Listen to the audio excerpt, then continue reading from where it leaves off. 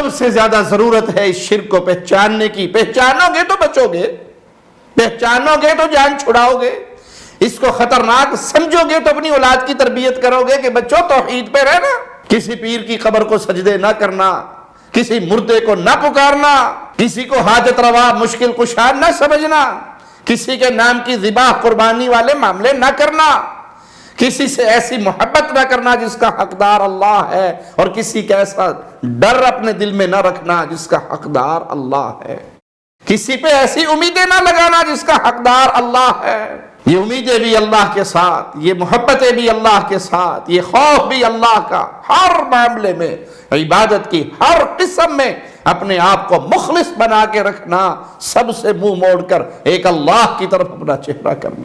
جب اس کی اہمیت کو سمجھیں گے تبھی اپنی اولاد کی تربیت کریں گے، تبھی اپنے رشتہ داروں کو ڈرائیں گے، تبھی اپنے دوستوں تک یہ پیغام پہنچائیں گے. اور یہ اعلان ارشاد ہے، یہ مالک کا، یہ فرمان ہے مولا کا.